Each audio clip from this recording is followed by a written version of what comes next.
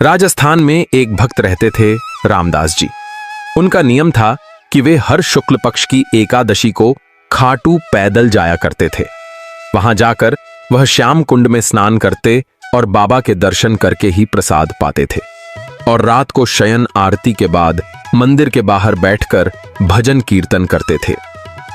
वो कभी भी अपने साथ कुछ भी नहीं लाते थे, बिल्कुल खाली हाथ।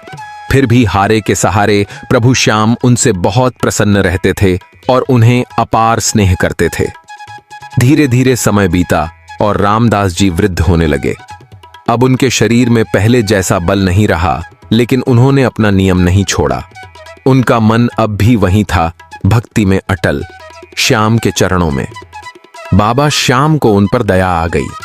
जब अगली एकादशी पर रामदास जी खाटू पहुंचे और रात को बाबा श्याम के भजनों में अपना ध्यान लगाने लगे, तो बाबा उन पर कृपा करते हुए उनके ध्यान में प्रकट हुए और मुस्कुराकर बोले, रामदास, तुम अब खाटू मत आया करो। तुम्हें ऐसे पीड़ा में देखकर मुझे बड़ा कष्ट होता है। रामदास बोले, मैं कुछ समझा नहीं बाबा, लेकिन फिर भी आप कह रहे हैं तो मैं खाटू नहीं आऊंगा। लेकिन अगर अगली एकादशी को मुझे आपके दर्शन नहीं हुए तो मेरे तो प्राण ही निकल जाएंगे। श्याम जी बोले, ठीक है, फिर एक काम तो किया जा सकता है जिससे तुम्हें खाटू भी ना आना पड़े और तुम्हें मेरे दर्शन भी हो जाए। रामदास बोले, वो कैसे संभव है? बाबा बोले, अगली एकादशी को जब तुम खाटू आओ तब एक बड़ी सी टोकरी भी लेते आना। अब से मैं तुम्हारे साथ तुम्हारे घर ही रहूंगा।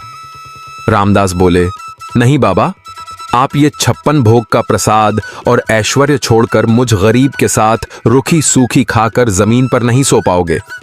लखदातार बोले, रामदास, सारी दुनिया मुझे अपने साथ रखना चाहती है और यहां मैं खुद तुम्हारे साथ चलना चाहता हूं, फिर भी तुम मुझे मना कर रहे हो। अब तो मैंने मन बना लिया है, अगली एकादशी को मैं तुम्हारे साथ ही